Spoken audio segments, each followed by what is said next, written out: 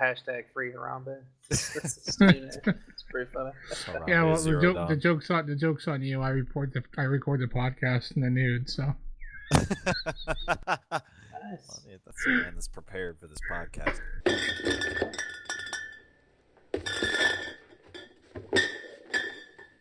Hey everybody, and welcome back to the Bottlefield, where we cover Battlefield and other gaming news. It's Gladys here once again, and with me as always, our Cryptic Panther. Hey everybody. And doing work.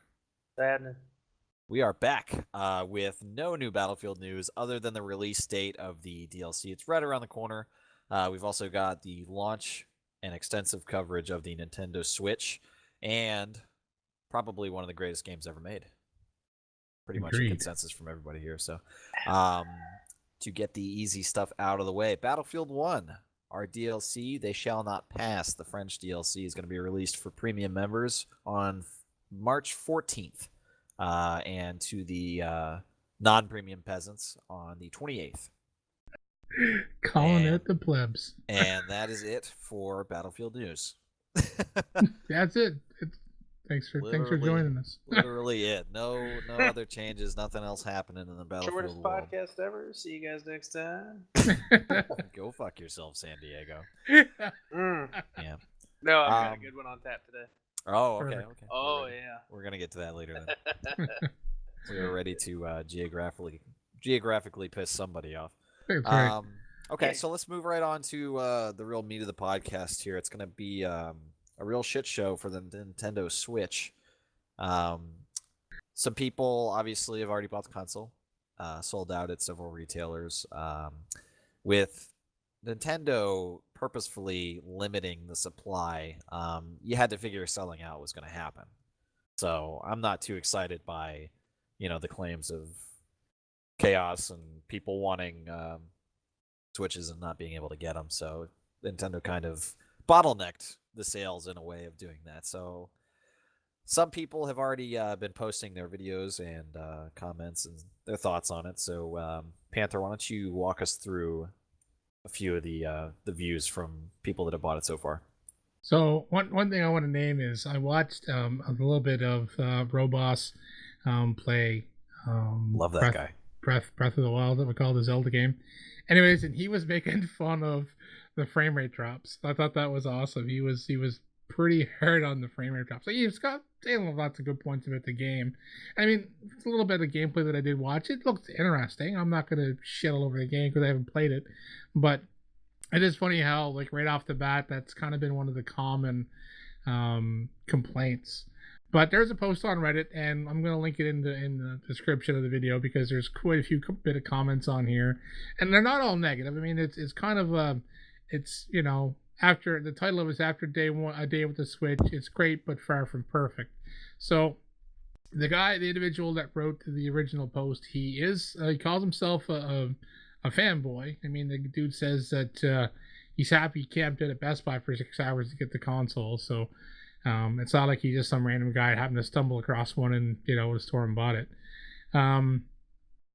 He goes on and he says talks about the left Joy-Con controller being having issues, about how you have to reorient the controller all the time, how it disconnects constantly, and there's supposed to be some fixes, but I guess it hasn't worked for everybody.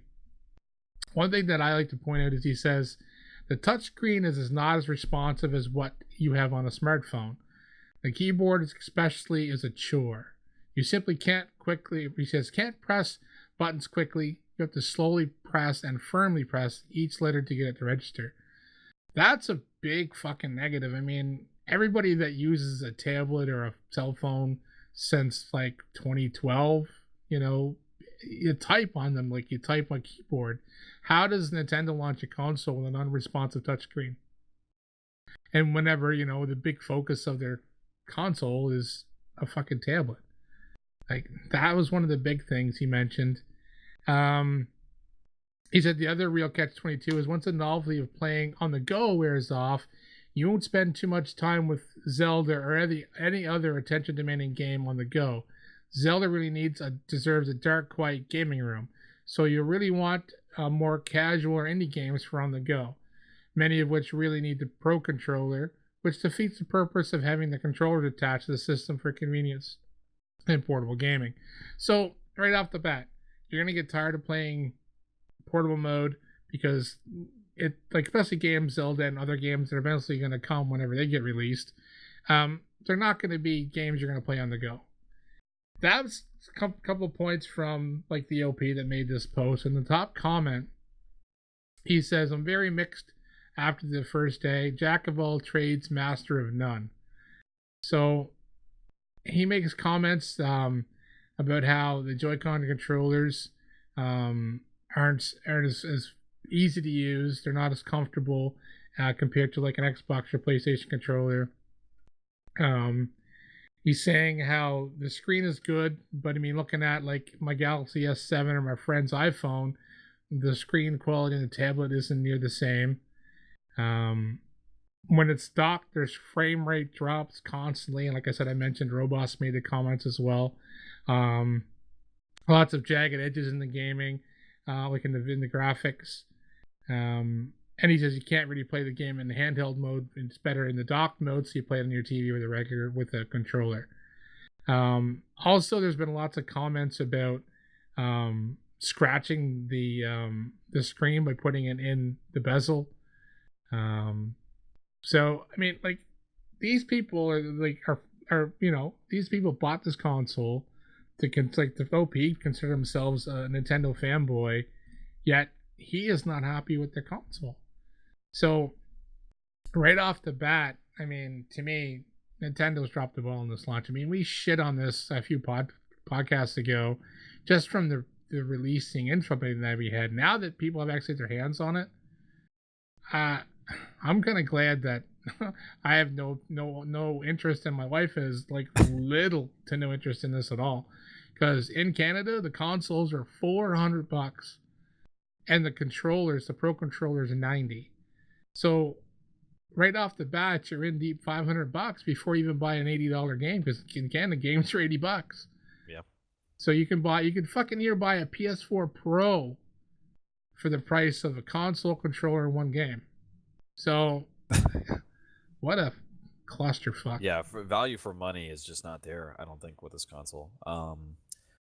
But yeah, a lot of interesting things brought up, and most of these things we had talked about, as our fears before the launch, just from the details that they had released, and it seems like a lot of people are either confirming these fears or overlooking them. I don't feel like there's really been any discussion as far as like, I don't think this is a problem. They either just don't talk about it or they confirm it. Well, the thing is, like I said, there's been some positive threads on. Sure. Even a total shit console is going to have some positives. Yeah, of course. But I mean, none of the group of our friends that I know of, at least no one's admitted to getting one. None of the group of the guys that we game and chat with on a fairly regular basis. Like I said, my wife, some of the young fellows she works with, they've bought the console. And one of the young fellows at the end of the day, he's like playing a lot of Zelda and he's liking it. So I mean, everyone's going to have a little different experience. Some people are going to have a console, experience it better than others. I mean, go back to the 360 days, man, like how many Red Ring of Death consoles launched, so not everybody had that happen, but there was a large number. I mean, that's beyond the regular console launch issue, but but I mean, like, people talking about putting the tablet in the bezel and it's scratching the screen.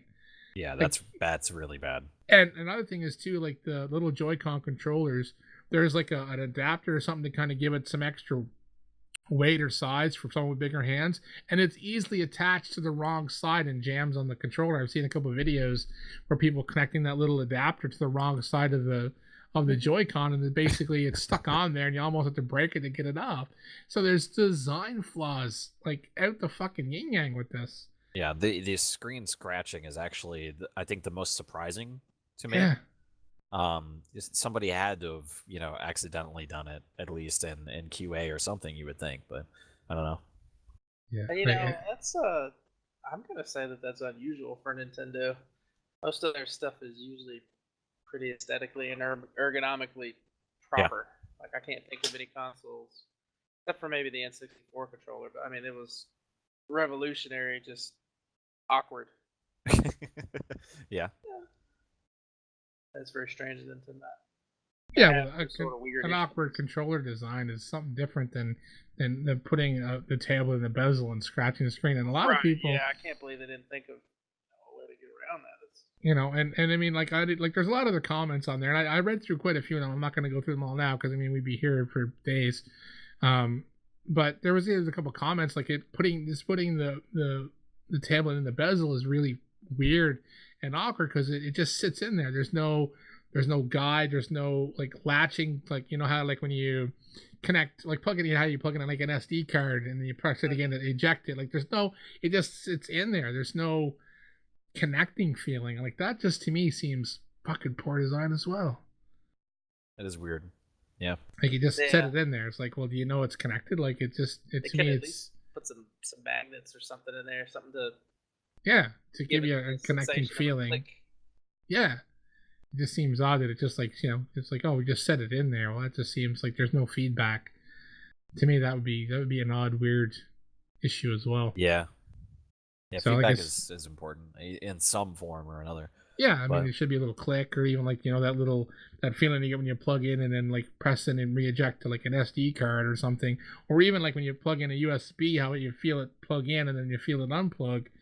Apparently, there's none of that. It just sits in the fucking dock. it's weird. It's like, God, that bothers me. It's really odd, but that bothers me. I mean, It's like even, an OCD thing. Apple's got force feedback on their new MacBook Airs. You're not actually pressing a button, but it still simulates like the click of a key and on the touchpad. Huh. Yeah, so I mean, it just to me it's another weird design choice. Yeah, it is. But I mean, as far as like the physical features of the Switch and the controllers and everything, aside from some of them not working as they should, the left controllers, from what we're hearing, are unresponsive beyond 6 feet, which is a problem, especially for big TVs. Like, the OP and the comments are like he's got a great big TV or maybe a big screen just projector or whatever, and he sits quite far from it. And if you're at a line of sight at all, like you said, for a minute, like the controller disconnects. It's like that's really poor. Yeah. So I mean, I guess the Joy Cons are designed you just sitting right in front of it like old school kiddies playing on a 24-inch CRT in your living room, or your mom yells at you to get away from the TV because you're gonna be blind. Yeah. But as far as the physical traits of it, that's the worst that we're hearing. And if that was it, then this would be a much better launch. There's a lot of stuff that's wrong under the hood, though, and things that we did bring up the last few podcasts when we were talking about it. But also things that have been confirmed only since the launch. One of the things here, Nintendo has confirmed that Switch save data cannot be transferred. It's kind of a big deal, and we're unsure as of right now whether or not they're talking about like installing a game and whether or not you can transfer that between different SD cards or not, or if that's just the save data, whether the game's save files stay only on the native memory, and whether or not you can transfer those between SD cards or not, just to save you some space. It's a little unclear as of right now, but in one way or another, they said that the Switch save data cannot be transferred. So the problem of memory is huge. Absolutely. I mean, it's 32 gigs, and they say that a quarter of it is the operating system. So it leaves you with, 26, give or take? Yeah, give or take. So this article by Kotaku, it says, it says sometimes shit happens, like accidentally deleting a file. You've invested lots of blood, sweat, and tears into. Unfortunately, there's no way to back up save files for the Nintendo Switch games. So it sounds like the game files. Right. So it says it's hard to believe, but Nintendo has confirmed that this is the case. On the company's site explains, Nintendo says on its own, they kind of reworded this weird. Just one sec. Clear my throat. Nintendo's making me sick. It says on its own site that save data is kept on the system's internal storage and cannot be saved or copied to a micro SD card. If the internal memory fills up, the FAQ says that some of it will need to be deleted to make room for new save files. Oh, yeah. And remember, the Switch internal memory is only 32 gigs, and nearly a quarter is taken up by the OS. Wow. So right there, and then there was another article you mentioned like pre-podcast was that Nintendo or the Zelda game takes up what, half of the space? Just wasn't about it? half. Right. So I mean, I don't know. I mean, I haven't talked to anybody in depth on the console. I have mentioned, like I said, I talked to works my wife, but yeah, I mean, it's, I mean, if you install Breath of the Wild and then like, oh, I need more space, you go buy a micro SD, plug it in. Can you then copy that install to the micro SD Well, card? You must be able to. From what I'm understanding, the game installation data, like the size of Breath of the Wild, that is what can be copied. But yeah, like from the couple of But- articles I did read, that's what it seems to me as well. Yes, the actual save file, your save, like your progress through the games, that is what can only be stored on the native memory. So if you install a game onto your native memory or a couple games, you're going to see that fill very quickly, and you're actually not even going to have room to save your game unless you delete something. Yeah, so say you install like Breath of the Wild, it's a pretty big game. It takes up half. So when the Mario game launches, it's going to be a huge game file. So there's your internal memory full. So if you don't go out and purchase a micro SD card, put your games on, you're screwed. So then here comes. Go ahead. Then here comes the other point is, and this is the big one. What happens if your console shits itself, and you have to send it back, or it gets broken? So your game files are fucking gone. Yeah, you're out all that time. I actually hadn't thought of that. I didn't connect the dots. This is complete horseshit. Yes. And I'm gonna come at it from an angle that no one's come at it yet. Why is saving game files, not save files? Why is saving game files even something that is being talked about on the Switch? You're telling me that they can't fit Breath of the Wild on a 32 gigabyte goddamn SD card? As the game, like, you shouldn't need to save anything to the Switch itself. Yeah, that's true. I mean, you know what I mean? The game cartridge itself, you're saying, should hold it all internally, so you just plug like, it in and boot it up. I can understand, and I get when like a Game Boy cartridge. Right, like you buy a game for your PS4 on disc and you put it in there and it installs a large portion of the game. That's not because it's not on the disc, it's so that it doesn't take all the goddamn time loading. But this is flash memory based software. There's no loading concerns. It should just fucking work, and it shouldn't need to be saved at all. Yeah. So that entire storage should be for the game save. Well, now, we're going to say that you can't transfer your game save to an SD card because the Switch can only read the game when the card is plugged in to the unit. I can almost understand that.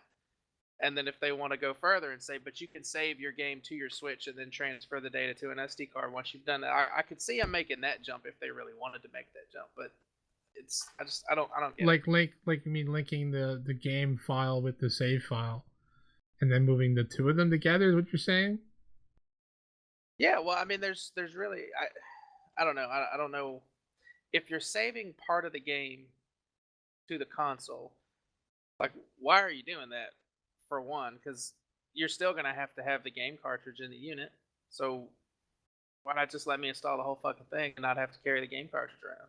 Well, either that or flip side, if you want to go a different route, which you could have done, and I'm not saying that this is a great idea either, but this would have solved the problem of filling up your internal storage. As if, say, on whatever the game cartridge is, I don't know, whatever the size is, but if they built in some memory for you to have your save file just on the cartridge, and with the option of saving it to your internal storage data, so that way, say if your console shits out, your little cartridge has some built-in memory space to save your save. Yeah. And if you lose your cartridge or whatever, you have built your backup, your copy of save data into the internal storage of the console. So that way, it's kind of like a double down. They're not hopefully gonna both break it once. Right, and that's how they did the shit on the original Nintendo. Yeah. So like, why is it a problem now? Well, why in 2017 does they not have a fucking cloud save? Right. Yeah. Right.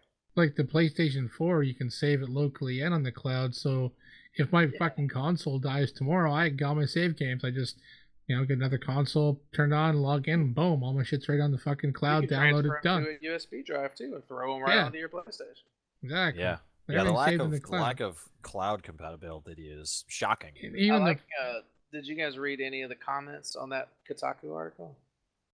with No. this one here, it says, "Oh, Nintendo, I love you so much, but you sure make it hard sometimes." I like the one above that. At the end, the guy's like, "Actually, has anyone tried connecting a Switch to their PC and browsing the files on it?" And then the reply to that is like that face when you have to hack your own save data.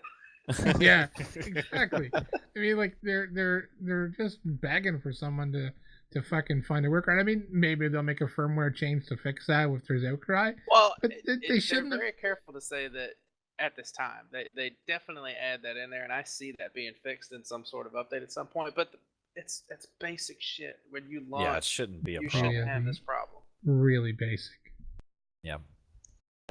For comparative purposes, to try to, I would say, be fair, we should also talk about, with the introduction of any new console, we look at what we currently have or what we've had in the past, to say, or make a judgment, if you will.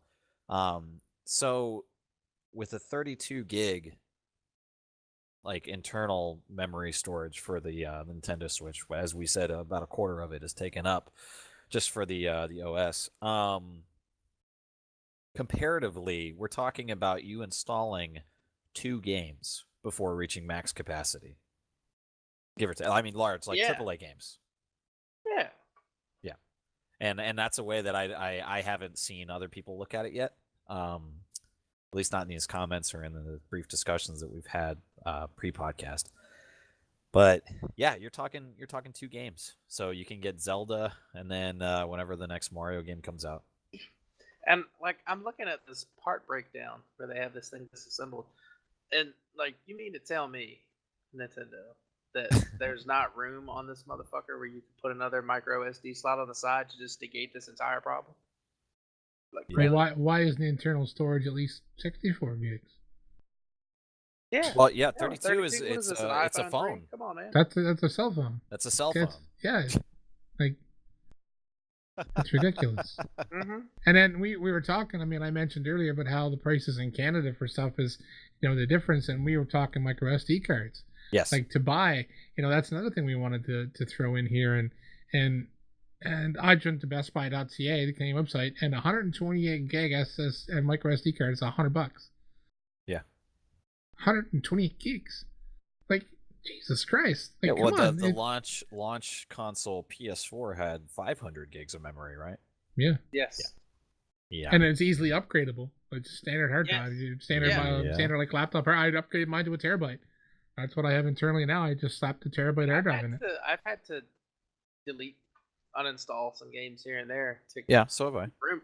But I mean, you look at a game like, I don't know, I'll use Destiny because it's the number that I can remember right now. Destiny with all the DLCs is something to the order of 65 gigabytes or some shit. Battlefield 4 was fucking huge too. Battlefield's retarded. Yep. GTA, even if you have the disc, it still installs 30 or 40 gigs worth of stuff. I can say that for sure because that's me. But I mean, like I have a terabyte, and I mean, even with some of the digital games I have, I'm doing pretty good. I'm not close to running out of space, and I have quite a few games installed. But I mean, we're going to get into the PS4 stuff, but now they're going to plug in an external hard drive, and you can copy your game saves over to it. But that's beyond the point. This whole thing about not being able to back up your own fucking save files. Yeah. Like, fuck. How big is the screen on that thing? It's a 6.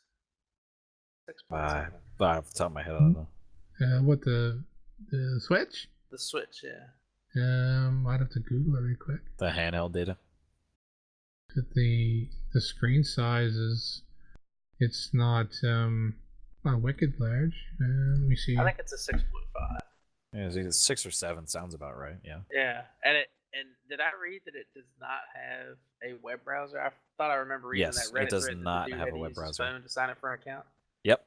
And it's $300. Well, US dollars, yeah. So yeah. Yeah, the screen. Yeah, the screen is 6.2 inch and it's 720. 720p, 6.2 inch LCD screen. I can get an I haven't- iPad Mini 2 for that kind of money with mobile network data, which the Switch also doesn't have, and a web browser, which the Switch also doesn't have.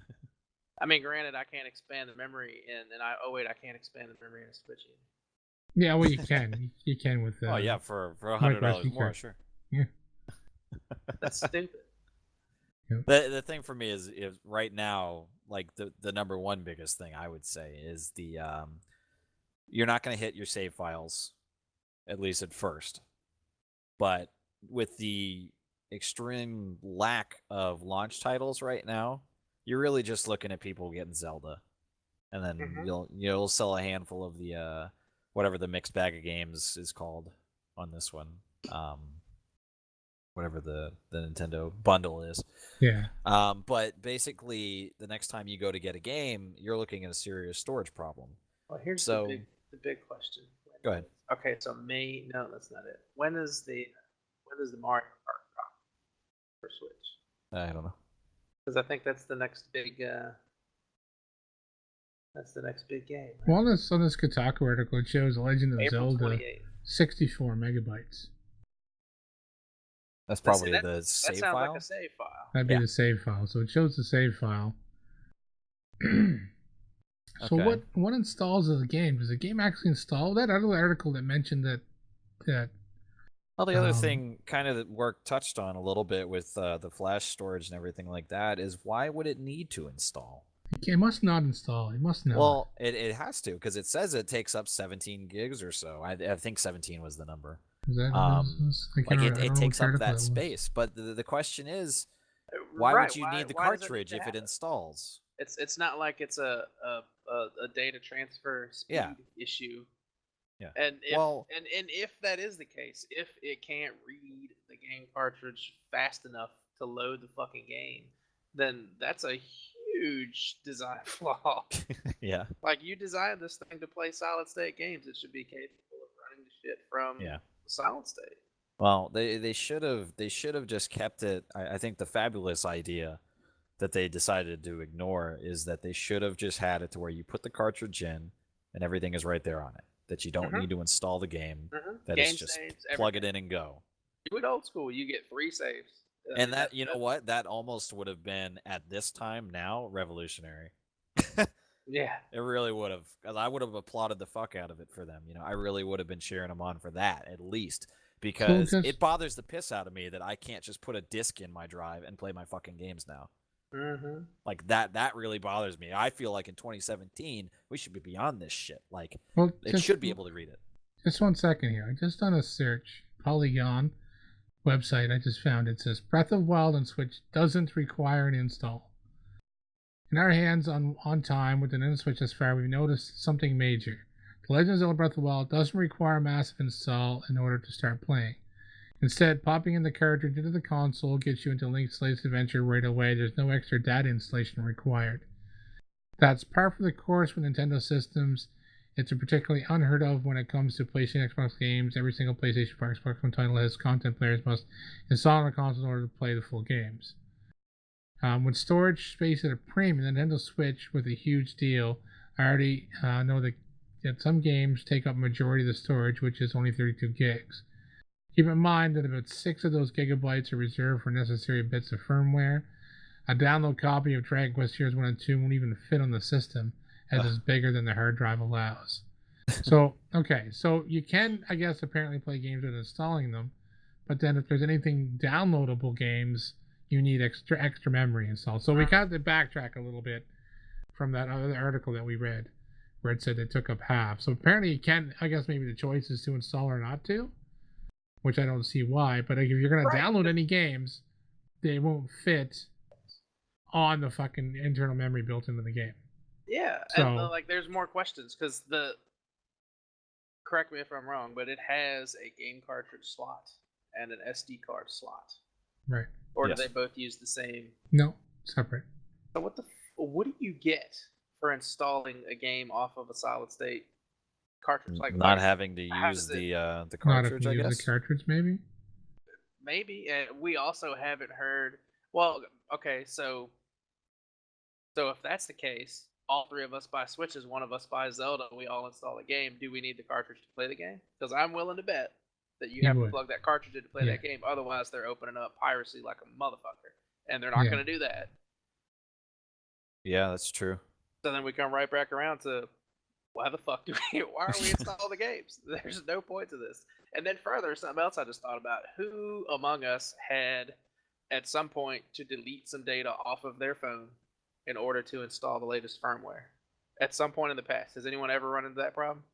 I have I never, don't but think so. the only, I mean, I have pictures on my phone, but I don't really take much as far as video, which are large Yeah. files, and I don't have too many games installed. I have like one or two, so I'm not an intensive phone memory user. Like, Yeah, that's me just either. me though. That happened to me before with like a 16 or 32. I think it was a 16 gig iPhone. And why I'm touching on it is, and they say in the article, the firmware takes up a little bit of room. So, are we going to see a situation where every time you upgrade the firmware, it takes up a little more room and a little more room and a little more room, and then you factor in your the game creeping save? Are you going to upgrades. run out of room and at some point have to delete a game save just to have the most current firmware? Well, it says Dragon Quest Tiers 1 and 2 won't even fit on the system as it's bigger than the hard drive allows. So a downloadable copy of a game. So you must be able to download games. So I guess the cartridges, maybe if you download them, then they're on the internal memory. But if you have the cartridge, then it could be plugged in and played off a cartridge like every cartridge-based game. Well, that brings it around to exactly what he just said, though. If we just pass around the cartridge and install it, how do they stop us from doing that? I'd say if it's the cartridge, you plug it in, you need the cartridge to play it. Whether you install, I don't think you can plug the cartridge in and install it, unless it gives you the options. The article doesn't say that. It says you plug it in, you can instantly play the game. He says it says here, that's pretty rare for console games in this day and age. Yeah. And these are how nice to me jumping into something. Well, now. that's exactly what I was just saying fine. I would cheer for. Yeah. Right.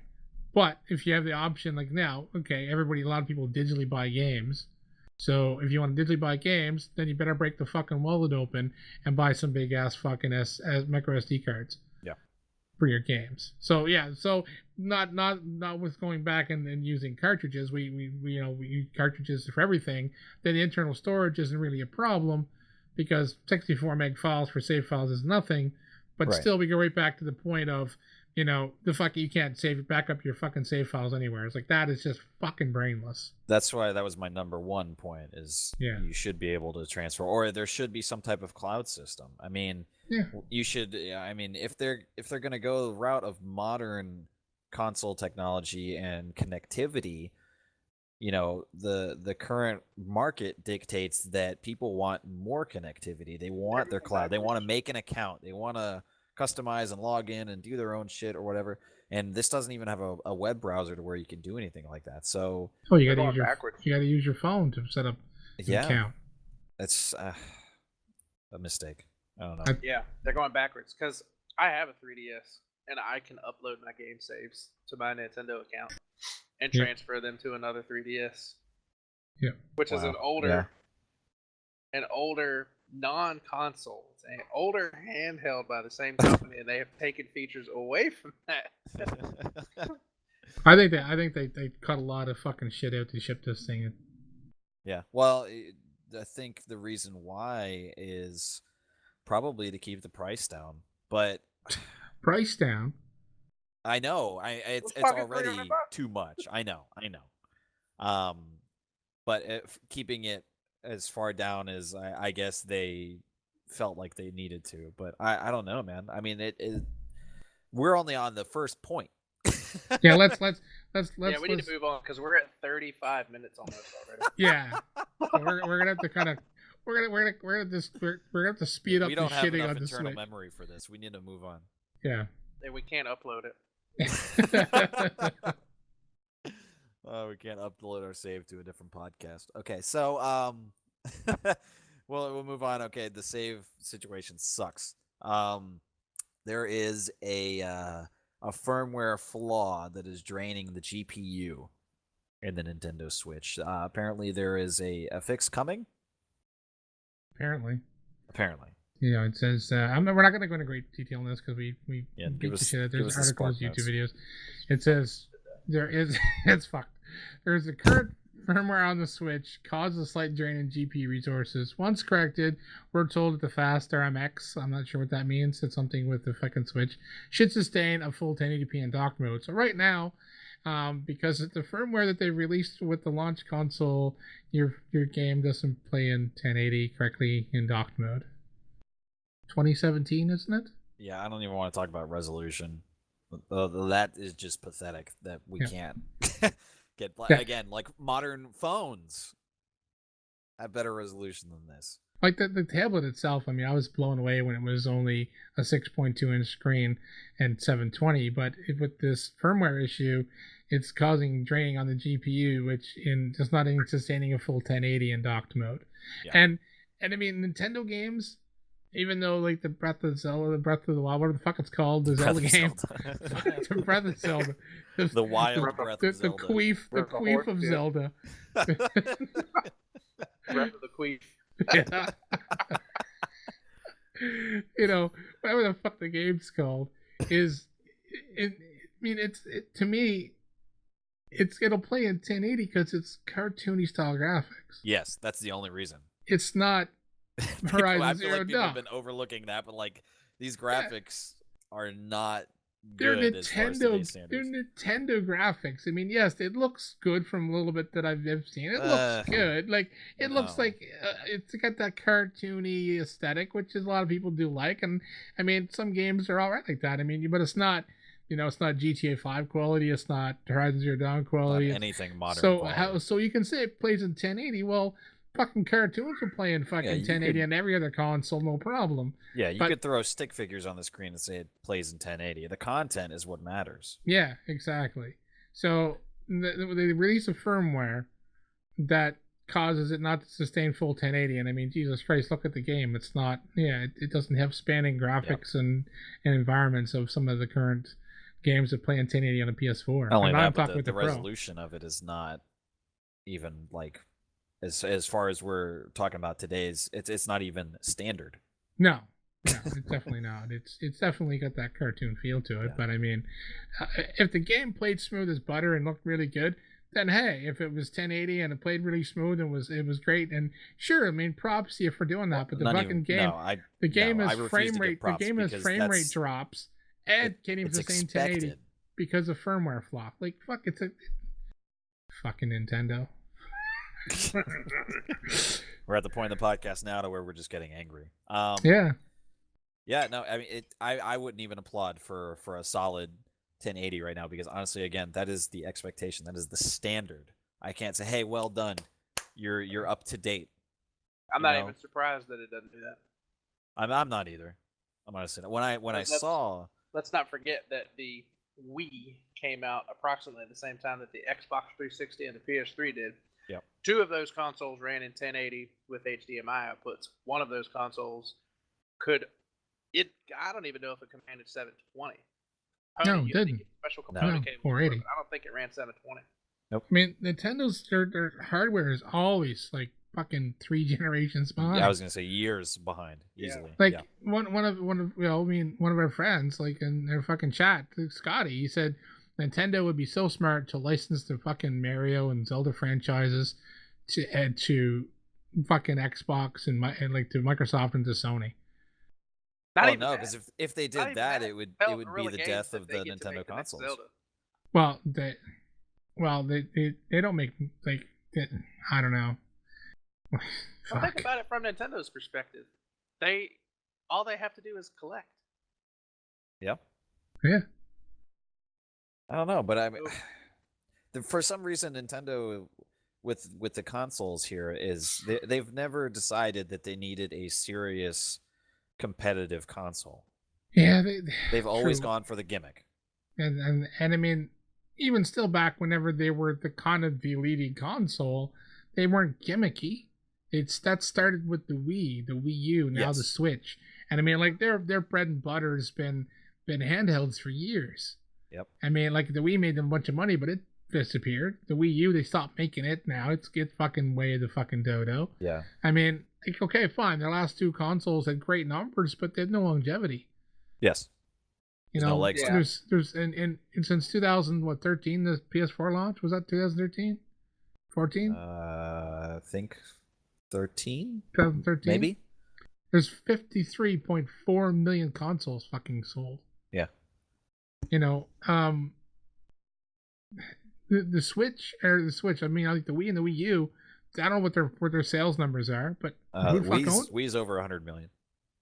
Right. How many fucking... Wii U should be at, I think, 13.5 million. So, yeah, that sounds about right. Right. So when you talk about, that's fine, but were they still selling those numbers 3-4 years after console launch? Exactly. So you can sell a shitload of fucking consoles within a short period of time, but if you're not having a fan base and a player base and release content, to me you're a fucking failure, whether the numbers are big or not. I mean, I had a Wii, it's fucking gone, long gone. It sat there and collected dust for years before I fucking sold it. Yeah. Same as everybody else did their fucking own one. They had them for a while. Some of the games were fun, and there was no games to play, nothing interesting. So the game, it just sat there. It was the dust collector. Yeah. So I mean, okay, they sold 100 million dust collectors. Way to go, Nintendo. Well, and again, though, like I said, a serious competitive console we haven't seen since the Wii. Well, since before the Wii, but I mean, the Wii marked the death of the competitive Nintendo console. Yeah, because everything now is they just rest their laurels on Mario and Zelda. Yeah. Mm-hmm. Yeah, if they didn't have those two franchises, I don't think they'd be in business anymore. Yeah. I actually had I'll interject briefly with a short story. I had a Facebook war comment back and forth with this guy who refused to believe that Zelda and Mario franchises were being milked by Nintendo. Absolutely. I took a look at the Wikipedia page. You know how many games Mario has been included in? Oh gosh. Just take a guess, top of your head. 55. I'm not going to say it's that many. I'm going to say it's something closer to like 27. Okay, over 200. Oh my god. Oh my gosh. Holy shit balls. Yeah. Well, there's a lot of handhelds, right? Well, that's another thing. Talk about milking. What about Pokemon? If it wasn't for, I don't think Pokemon, their handheld fucking market would be shits too. Yeah, probably. Nintendo has far and away been a franchise for, or rather, let me rephrase. They don't have enough good games for their consoles for the longevity of it. Like they're not supported by numbers of titles. They're supported by a few franchises. That's it. Mm-hmm. That have big numbers. That is it. Those few franchises have big numbers. Yes. Everything else is shit. Yeah.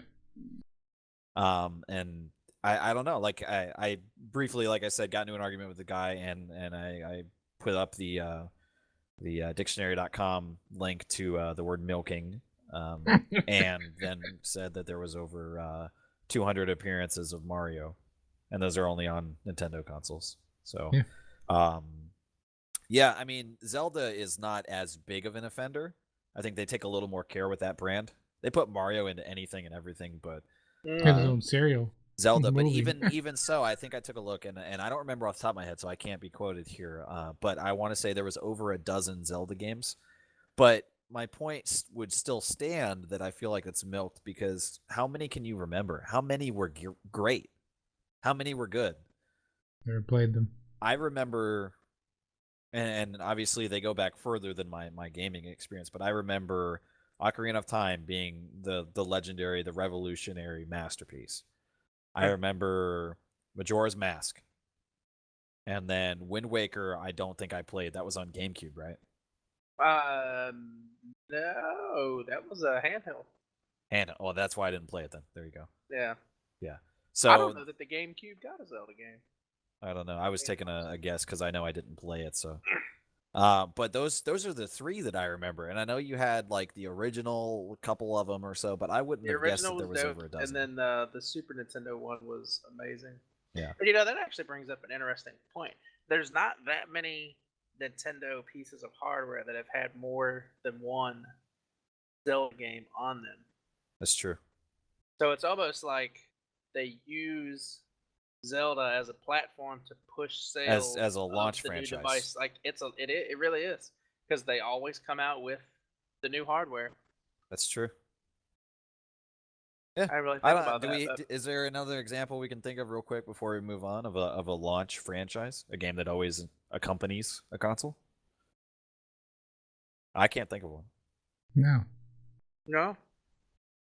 Not off the top of my head, no. There's been nothing. I think you could maybe make the argument of a Call of Duty game, but that's just because they come out annually. Yeah, it's not. It doesn't really work in that point. Yeah, I don't think there's been. That's interesting. Yeah. Yeah. I mean, like Nintendo basically, they shouldn't say that they cater to a niche market, because I mean the numbers of their games and their fans would differ. But to me, it's, I don't know. I don't see myself. They're in a very weird place.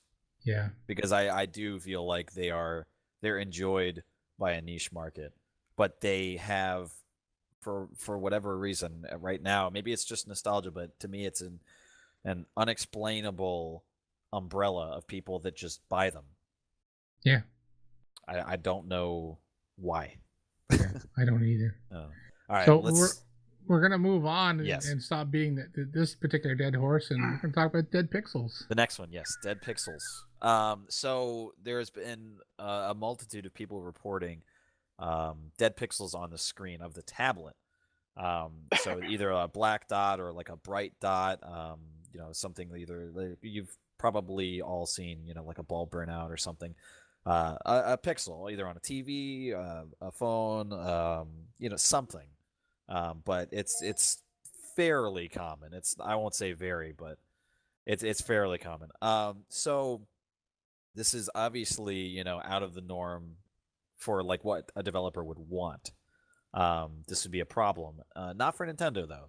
They, and I will quote, "Dead pixels are not a defect." Yeah, normal. Yeah, they're normal.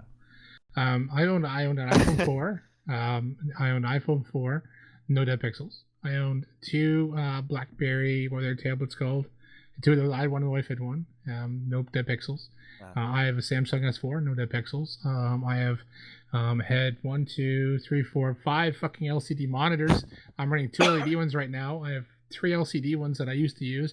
No dead pixels. 42-inch TV, 32-inch TV, no dead pixels. And I have 2 Nexus tablets, no fucking dead pixels. I think I can sum this up very easily. Has anyone ever had a device with a dead pixel in it?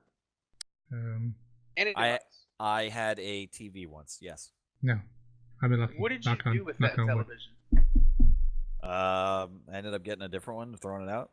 Right, and let's just assume, for the sake of argument, that television had been a week and a half old. What would you have done with it? Brought it back to the store? Yeah, because that's not fucking normal, Nintendo. No. It's a characteristics of LCD screens. Yeah, in fucking 1997. That's like Ford selling cars, and on 20% of the cars, one of the tires falls off, and they just go, "Oh, that's acceptable. That's normal." No, it's not. I mean, yes, there's gonna be probably a few things. I mean, yes, it does happen, but how can we not class it a defect? Yeah. Well, I can tell you one story is in the Walmart where I live. My wife works there. A young fellow took this thing home, took out of the box, the screen was broken. Yeah. I don't know if there's any other reports. I mean, it's gonna happen. I mean, it's right. I mean, but I don't know if there's been large reports of it. But I mean, just imagine you buy fucking. There will always be consoles that are shipped and they're bricked when people get them. Yeah. Right. It's just funny. But I mean, yeah, like I mean, for enough people to be complaining about dead pixels that Nintendo had to release an article. Here's the question though: is it so little of a percentage that they're not troubled by it?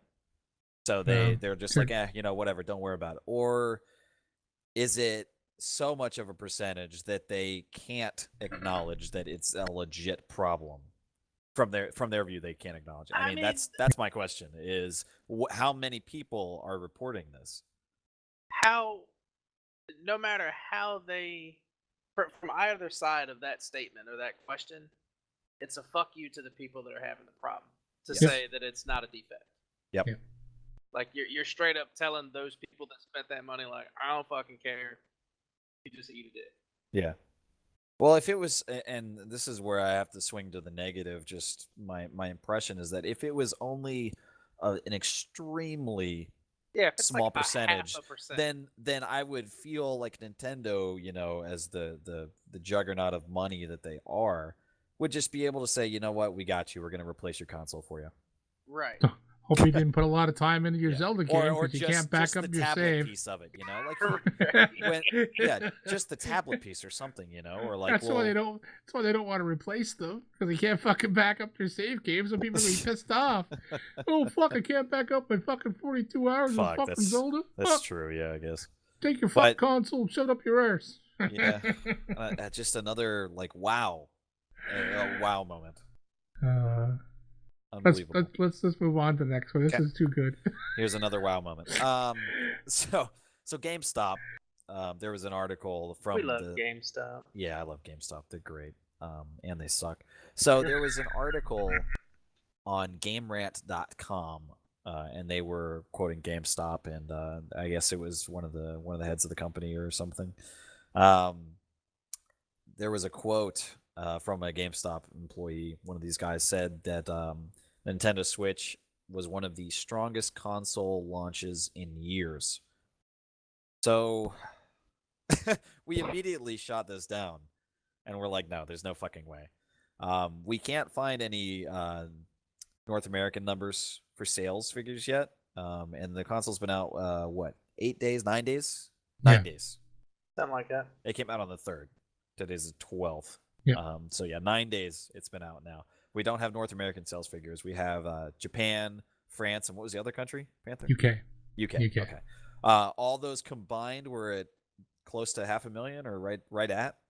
330 Japan, 80 UK, and 105 in France. Okay, yeah. So under. Just a pinch under. over. No. Oh yeah, sorry, yeah, under. Yeah. Just a pinch over. 500,000, and that's without the North American numbers. So we can probably bet on a million. In the first 9 days or so. With this quote though, the wording in here is funny. The strongest console launch in years, and you have to think, when was the last console launch? Because it's been years.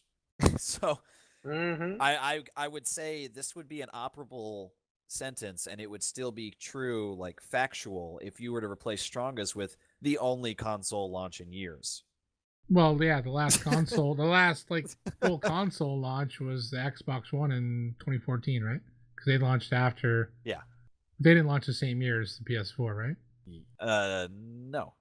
Yeah, they launched that the year, right? Like they launched in early 2014, I think, right? I have to look it up. Anyways, even still, the PS4 launched in 2013. So even if the Xbox One did, 2013, early 2014 was the last actual full-on generation console launch. Yes. The PS4 Pro to me doesn't count because it's an upgrade of the console. It's not a neither new generation. does the Xbox One S or whatever they. Right. So we're talking original generational launch consoles. Yeah. So it's been years. Yeah. So are they mentioning just from the middle of 2014 on? Like what years are they mentioning? And they kind of word they're quoted and worded.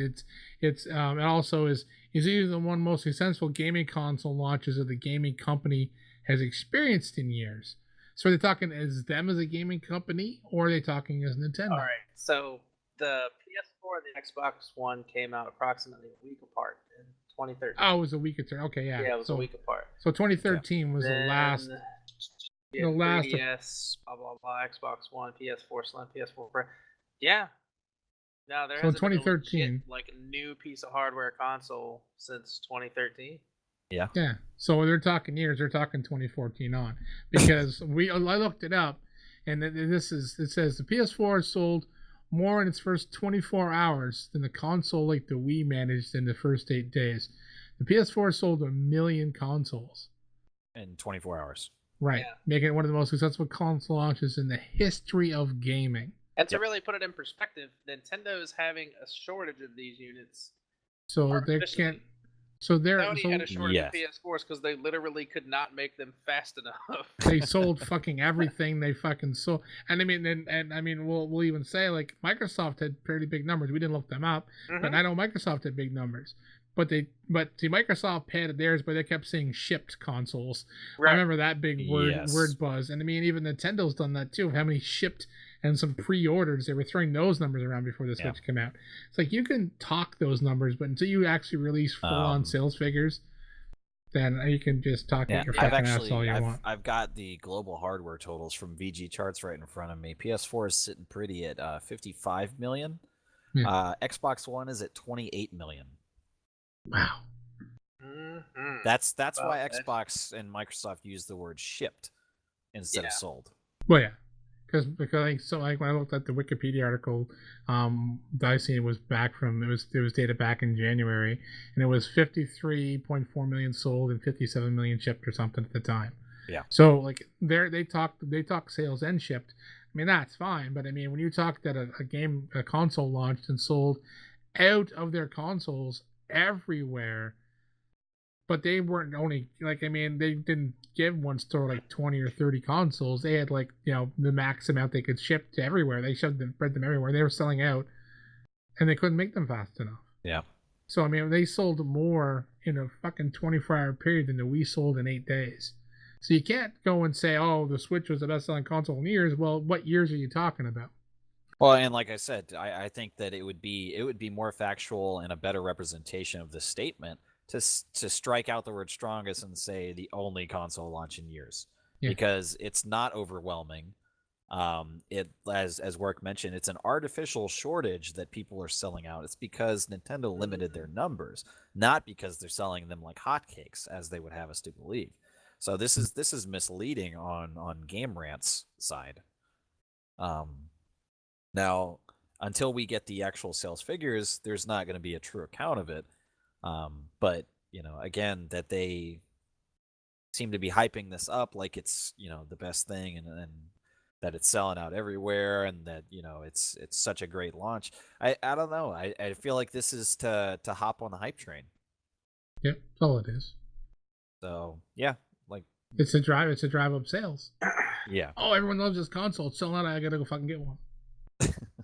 No, you don't. No, you don't. Save your fucking money. You really don't. Buy we're about to tell you what you should actually spend. Oh yeah. Horizon Zero Dawn beats Zelda in fucking sales in the UK and I imagine North America, but we can't find those numbers. So we can only go by the information that we have at this time. I mean, the article probably came out after we're recording. We'll probably find the article posted 10 minutes after we finish. But considering I mean, they're both okay. They're both single console release games, but Horizon Zero Dawn sold more copies than Zelda on a brand new console launch that's been hyped out the fucking ass for months. Yep. So yeah, so suck it. Fucking Suck bravo, Guerrilla Games. Yeah. So we'll move on to the final portion here at the tail end of the podcast. God, we beat Nintendo to shit. Yeah. for not poor Nintendo, poor people who bought a Nintendo. Yeah, poor decision making, Nintendo. Yeah. So right off the bat, we're gonna get into Horizon Zero Dawn.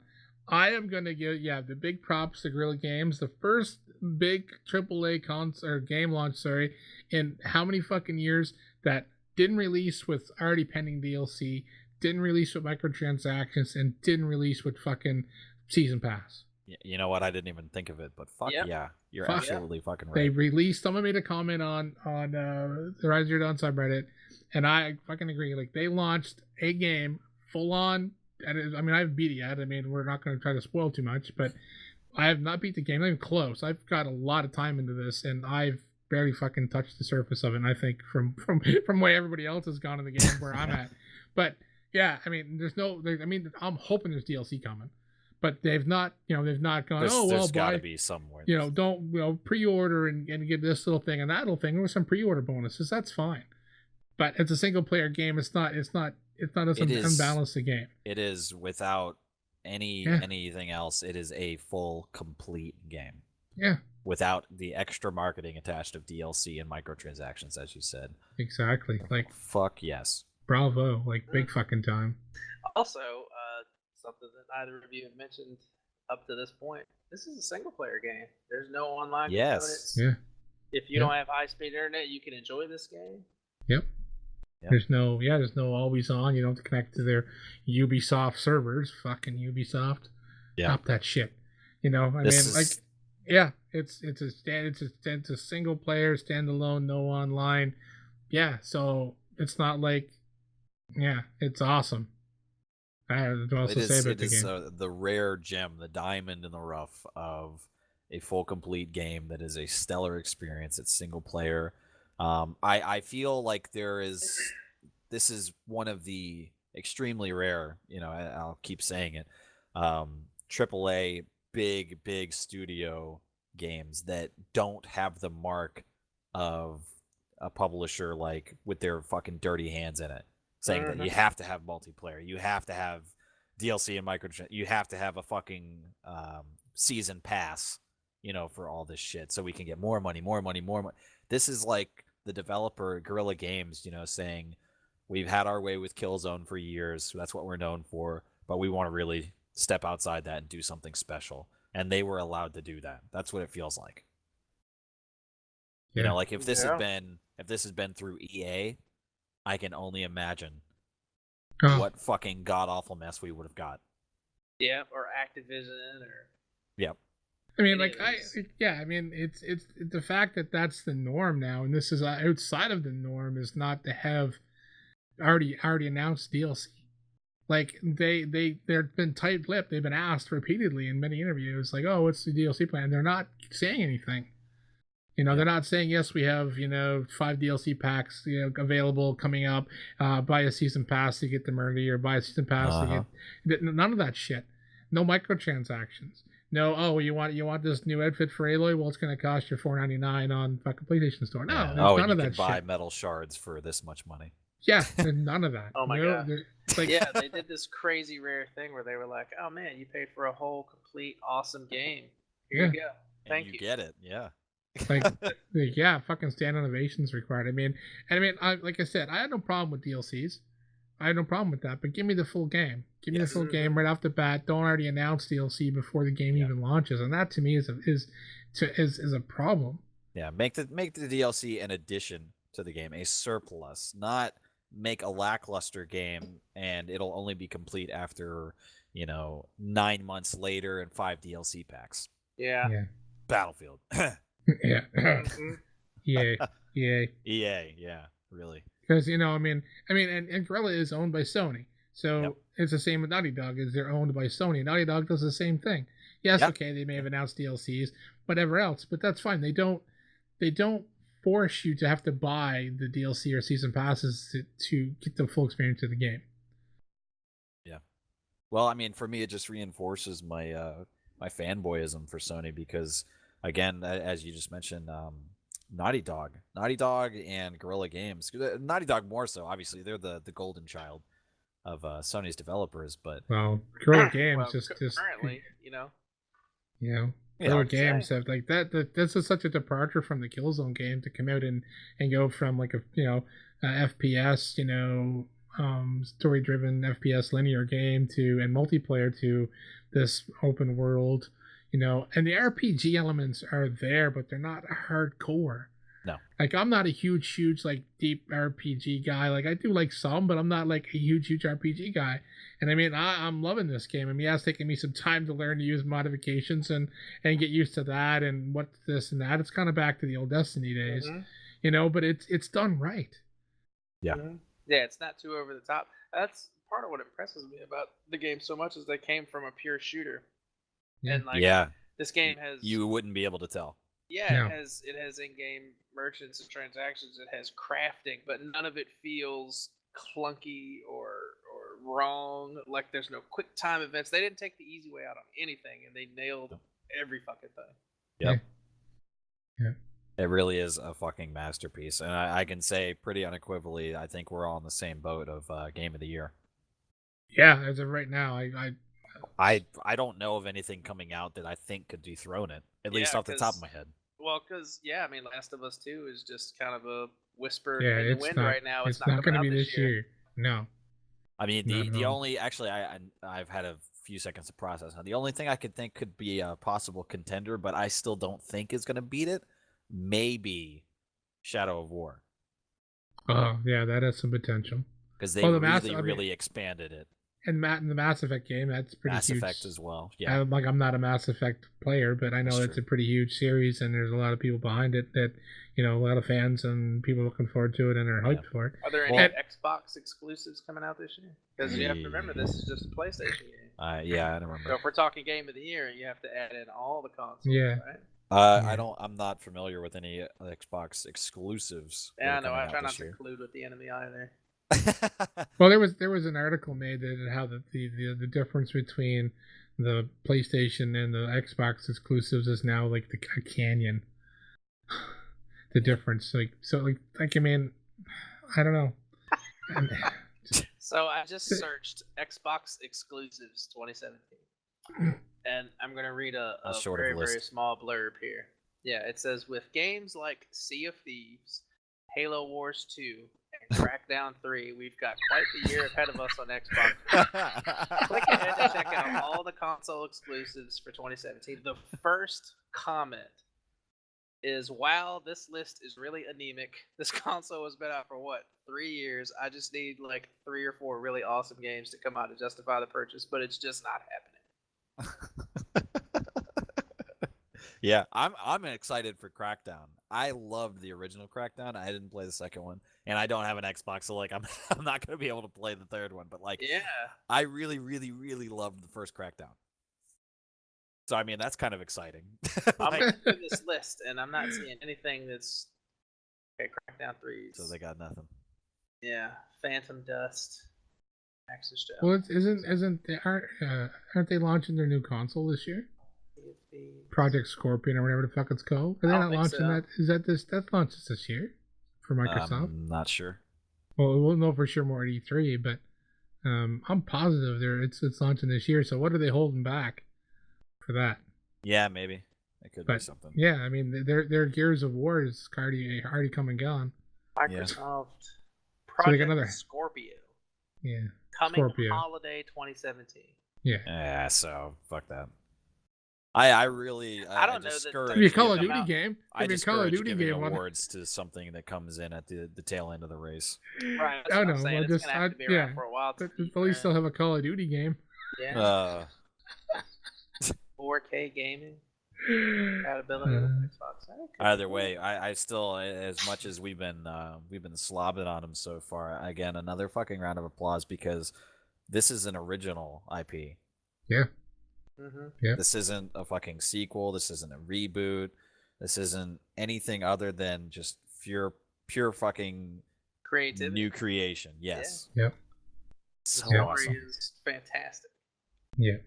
And a female protagonist, which is another rare thing. Yeah. Yeah. They Without really spoiling anything, there is enough in the story And to do a couple of games out of. Like There's- there's plenty of meat and Yes. potatoes there. Plenty of stuff. there's there. and the thing is, the game is some of the small little things that really set the game off to me. Like we were talking pre-recording was like if you shoot like an animal with an arrow and it falls in the water, it's slowly, and if there's current, it'll slowly float away. And you mentioned that you jumped into like a bit of a stream and you just sat there where they were controlling the character and she kind of floated away. I was fighting I don't know, anyone that's familiar with the game, I was fighting, they're called shellbacks. They're like crab type creatures with these big containers on their back. And when you shoot them off, you can go up and collect the shit out of them. I ended up fighting like a group of them together. And after I was done, I'm like, well, I found two. Where the fuck are the other two at? They got knocked over on their sides and rolled down the fucking hill. So I had to go right down. I went down the hill, picked them up. Not like it wasn't like off a mountain or anything massive, but it was like, it's like the small little physics of the game. And one thing that blew me away is I was up in the mountain area in the snow, and I jumped and done the slide thing she does down a hill, and she yelled, and it fucking echoed. I was blown away. I was fucking speechless. I was like, Yeah. Yep. She fucking echoes. Like, Yeah, they're echoes. Yeah, and and those echoes will alert enemies. and like it's just the small things. Like you run along through a stream or whatever, and she'll, well, I guess I have to run my boots dry now. Like it's the little comments she makes, or you run through like the snowy area, and she'll say how she's getting wet from the snow and stuff. See if I can find the article, but I read somewhere that every NPC in Horizon is voiced by a different person. Every single one. Wow. Cool. I mean, Guerrilla Games done something with this that, they need, like, there was so much hype for this game. Like, I mean, I know on the Horizon Zero Dawn subreddit, or the Horizon, it's a Horizon subreddit, but it's for the game, is there was a small group of people that jumped on that subreddit day one. I think I was one of them, and it kind of grew, and then it kind of flattened out as the news kind of stopped. And then the hype started to build again, and some more people joined, and there was a lot of hype, and there was a lot of they released it. They actually give the games to reviewers early, like a week early from launch, so people had a chance to play the game and review it. Like other fucking people don't do that. That's the cast and crew list on IMDb. It's ridiculous. I don't even know how many people are here, but it's stupid. Wow. Yeah. Holy shit. That's impressive. So the characters. And you just think about like how much money did they invest just to have all these different people. To have all the aside from everything else that goes into a game, they had to pay all these people to come in to record, and even if it was a couple $100 a person. But some of those people could also be people that worked on the game as well. Like some of those could be part of the dev team, but still, I mean, to take that time. They could have took the easy way out and paid 20 people to do all of those different voices, but they didn't. It's the attention to detail. Yeah, and like I said, and it's just and some of the dialogue, some of the dialogue's a little maybe a little kind of the cheesy side, but some of the comments that the character makes, Aloy makes, she has a little sarcastic tones to some of her comebacks, and there's one moment like early on in the game where the mother and the son characters, where they kind of have like a little awkward moment, and she kind of just stands there and like I guess I'll go now. Like it was just fucking awesome. Like it I can't say enough positive about the game. Like I don't have anything. It was a wonderful feeling, and especially after the train wreck, the colossal train wreck of No Man's Sky. That was the last hype that I could think of, recently, as far as gaming goes. The last big hype train, but man, I can't tell you how just incredibly satisfying it was after getting my first few hours with this, and I was like, hang on a second, do you guys hear that? It's true. It's true. It really is fantastic. What a feeling. So good. Oh yeah. Yeah. So I'm kind of bummed that I bought it digitally because now I can't let my friends borrow it. I digitally bought mine too, so I could play it first thing in the morning. I actually took the day off work to play it. I booked the day off to stay home and to play it, and game's fun. It's a lot of fun. Hours of entertainment, even if you're not playing it. Share play, watch somebody else play, and just listen to them talk in the game. Watch my video. There's a plug right there. Watch Cryptic Panther Gaming. Yeah. Where you're watching this, if you're watching this podcast on YouTube, man, check out my playlist. Plug. But also, hey, Ghost Recon came out. Yes. we're gonna and that's the end of the podcast. Have a great day. No, Same thing with Battlefield news. We'll touch on that for sure. Yeah, Ghost Recon. I can't say for the launch game because I didn't buy it. But we played the beta, Work and I, quite a bit. We played the beta. Had a lot of fun. And I'll admit, once the game gets a bit of a sale price, I see me picking it up because there's not too many. It's gonna get bought. Absolutely. Yeah, there's not too many co-op that type of game. Yeah.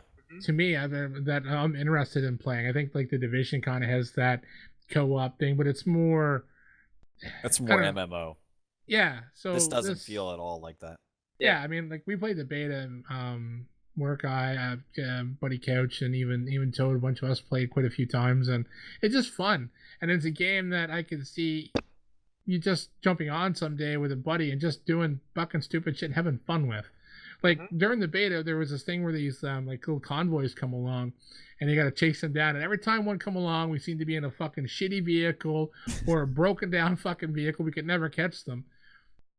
So one always appeared in this roadway. So Toad and I, we were playing, and it's okay, let's just take a bunch of cars and block the highway. So we were stealing NPC cars, blocked. They had like 3 rows deep of them. All the tires shot out of these cars to block the fucking roadway.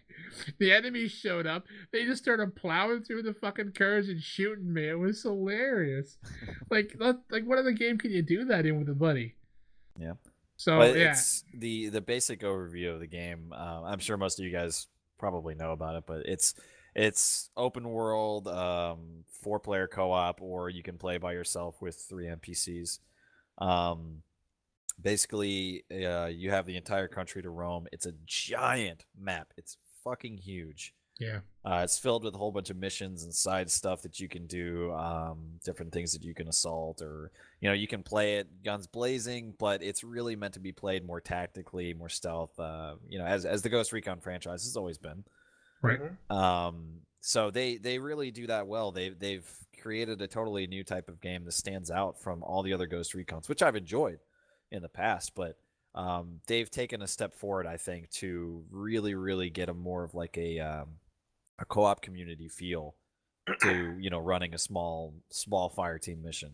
And it's just really cool because the game feels like a mix of like the open world of Just Cause, the going around and doing your little missions and attacking settlements, kind of similar to the last couple Far Cry games. And It then reminds it's me a lot of Mercenaries. yeah, Mercenaries as well is a big Yeah, influence, that's a common comparison that I've heard other people make as well. Yeah, Few but Did you play YouTubers. the it's beta, Baker? yeah, I did. Did any of your character stuff transfer over to the full game? No, Never done. I didn't think it would. Never I didn't seen think it to would do. either. So I definitely made one of my first things go to get the sniper rifle. Supremely useful. Have to have it. Definitely. But yeah, I've explored I don't know, maybe 5% of the map so far after hours of gameplay. It's giant, and there's so many things to do. Like I don't have enough time, especially with Horizon Zero Dawn right here overshadowing the release of this game. It's going to be months before I'm going to get through Ghost Recon Wildlands, and that's just because of how staggeringly large it is. But yeah, playing with friends makes this game. By itself, probably I'd rate it a 6. Playing solo, it's decent. There's a lot of stuff to do, so there's plenty of content, but it'll get a little bit repetitive or whatever. But playing with friends, easily an 8. Yeah, definitely. It throws the score way up there to play with people. Because we were definitely doing some little trolling a little bit when we were playing as well. Throw C4 in your buddy's car as he drives away. blow his ass up, or run him over on the road, or as you're reviving your buddy, your other buddy runs you both over. And, I mean, there's all kinds of fun to be had outside of the seriousness of the missions and stuff. Yeah. So, yeah, I could definitely down the road when it's going to drop a few bucks in price. I'll be definitely grabbing it. Me, Toad, and Unix, we were all playing, and then Toad was having connection problems with us. So me and Unix were like, "Well, you want to fucking race?" So we grabbed some dirt bikes, and I set a waypoint for 2.5 kilometers out through the mountains, and we were just cracking up because the physics in the game are not stellar. They're not bad, but like they're not exemplary. Yeah, so exactly. Driving a motorbike, the dirt bike up through these trails and hitting trees and nailing a rock and getting thrown off and everything. Like we were constantly just fucking up all over the place, and it was actually just like really, really fun just to race. Yeah, and like you said, it's fun to just play. No matter what you're doing, if you're playing with somebody, you're gonna have fun. Yep, I definitely think so. I think yeah, like I said, I played the beta, and there was a few little things like some of the vehicles like didn't really handle like they should have. It felt a little like they need a little bit more weight. Helicopters. Yeah, the helicopter. It took me a little bit. I'm actually really good with them. It took me a while to get good with the helicopter. Fly like sloppy noodles, or are they? But yeah. the planes, the planes were a little weird to fly as well. Like once you played it for a little bit and got used to it, and you knew when you get into the plane or the helicopter how it handled, it didn't feel weighted. It was easy to get used to it, but at first it was like, whoa, this plane turns like a fuck. It's all over the place. It was hard to control, and the helicopters didn't really fly well. But once I got the hang of it, I could really fly in low and get to areas really easily. But yeah, I mean, I can have a lot of negatives. It was fun. That was the biggest thing. The fun factor kind of outweighed a little bit of the control issues. So yeah. Yeah, like I said, the game by itself isn't groundbreaking, really. It's not, the funnest thing out there. It's not the most tactical thing out there. It doesn't do one thing like really, really great, except make it really, really fun to play co-op again.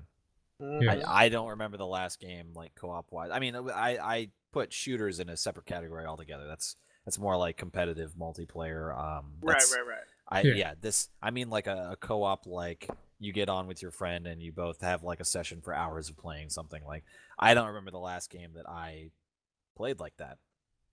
No, and it's more than like, I mean, like Watch Dogs 2 has the co-op, but I mean it's only 2-player, so it's only you and a buddy. You can't have like more than just You can't have like 3 or 4 friends join you and do something crazy and fun in that game. But that game is also fun as well. But so Horizon Zero Dawn, we're calling game of the year. Yeah, and we're saying Ghost Recon's with friends is an 8. Yeah, that's fair. Okay. All right, well, that's gonna close it out. God, I'm still awestruck at how much we took on Nintendo. Yeah. I mean, they gave us the the content matter, to be sure, but I just didn't expect it to go that long. Wow. Okay, well, thank you guys so much if you made it to the end of the podcast. Proper ticking. Yeah, a proper ticking, yes. They gave it to us and we gave it back to them. So thank you guys so much for those of you that lasted through the end of this long podcast. As always, we want you guys to comment, ask questions, anything that you want to tell us. Just comment either on the YouTube or send us a message somewhere. You can find us on SoundCloud. What? I don't want to talk to you, fans. Okay, well, I do. Leave a comment. Leave a comment on YouTube. Comment on the plug here. Cryptic Panther Gaming. There you go. Yeah. So you can find the podcast on SoundCloud. Download it, listen to it on the app, do whatever, or find it on Panther's YouTube page. So thank you guys very much for listening once again. It's always been fun, and we'll see you guys on the next podcast. Take care. Later. And go fuck yourself, Gaylordsville, Connecticut. Gaylordville? Gaylordsville. Gaylordsville. Gaylordville. The Ville of Gaylords. Gaylordsville, Connecticut.